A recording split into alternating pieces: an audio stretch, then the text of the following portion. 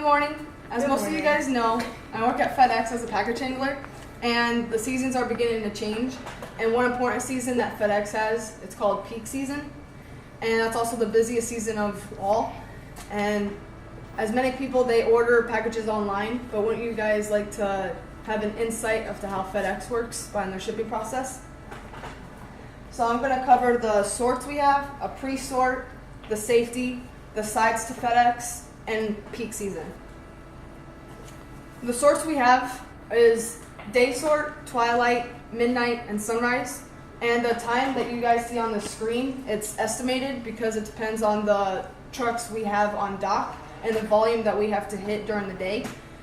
And usually the day sort will start around like 12 to 5. Usually work just around 5 to 6 hours for each sort. And if you work part-time, you're required to work one sort and allowed to stay over for another. But if you're full-time, you need to work the 2 sorts. And a pre-sort is a meeting that's held 5 minutes before we start. And our manager always starts off with the greeting of good morning, how was your day yesterday, yada, yada, yada. And then we go over our safety topic and volume goal. And a safety topic would be the general 3 points of contact, watch the T-plates, which are plates that transition from one belt to another. Stay aware of your surroundings, such as spills. If you have any reports, report to the manager. And my day sort manager said one important quote that I remember when I first started, and he said that you want to make sure that you leave the building like how you entered it. And then a volume goal is the packages that we need to send out for that sort. And during non-peak season, it's about 70 to 75,000 packages. And then, of course, safety is the most important topic that we focus on. We have a lot of injuries throughout the year, and the problem that we do have is that not many people report it. They just go to the doctors themselves. But we could talk about the proper lifting techniques, such as you want to lift with your legs, not your back. Then the 3 points of contact when entering and exiting a building. And then we also want to stay aware of surroundings because there's belts always moving. If something gets clipped, you can always stop the belt yourself or hit the emergency stop, which stops all of them. And then the sides to FedEx, I'm going to primarily talk about the unload and loading side because those are the 2 most important. And for the unload side, that's where I work. There's actually 3 sides. There's unload 1, 2, and 3. And basically, if you are a package handler, you can work inside the trailers, that's overhead, or work on the ICs, which is what I do. If you're doing overhead, that means you are grabbing packages that are less than 80 pounds and then sending them onto the rollers that would be right here, and then they send up to the belt. So it's really simple work. You just keep doing this all day. And you're supposed to be grabbing a package about every 3 seconds. If you're working with the ICs, that's where you're having to walk inside the trailer, grab packages that are over 80 pounds, too long, too wide. They simply can't be sent up the belt. And then there's a set of rollers next to the belt, and we put those on there. We organize the boxes, scan them, tag them, and then we place them on a set of carts that are also applied to a tugger. And when those carts get filled up, then the tugger driver brings them away, and so it's just a repeating process.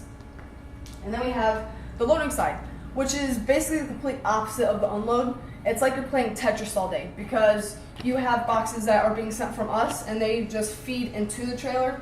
And then you scan your belt that you work at, scan the packages, and then you stack the boxes from inside the belly, which is about halfway of the trailer.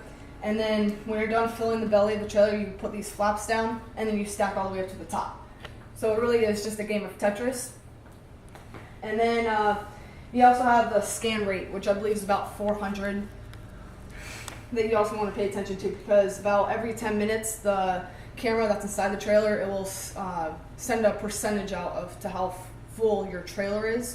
So if you're at max capacity where you can't fit any more boxes, but it says you're 80% filled, it means that there might be some gaps left in the trailer, but usually that always happens.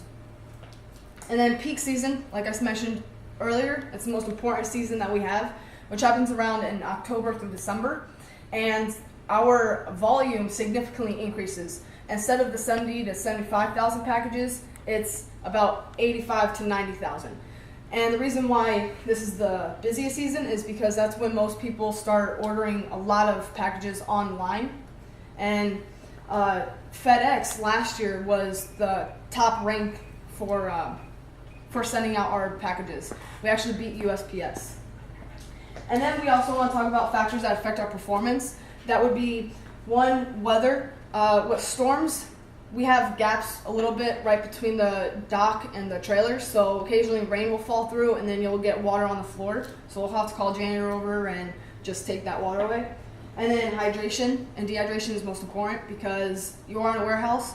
Our warehouse doesn't have AC, so it's really hot in there, it's humid, and so if you stay hydrated, your performance will be better. And then fatigue, of course you're working many hours, so you're going to be tired the next day, but as long as you stay hydrated and keep up and eat properly, your performance will be pretty good.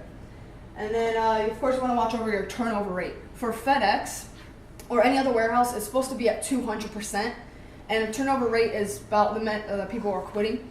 And our turnover rate is, instead of 200, it's 400%. And that's because most people that walk into FedEx think that it's an easy job. When it's a really challenging job, and we keep telling them that in about 2 weeks your body will adjust. But for 400%, that's what we need to work on for this peak season. And then, of course, I just wanted to explain to you guys why you may receive a package a day early or a day late. And it's just about all these factors. And I'd like to thank you for listening and have a Fed excellent day.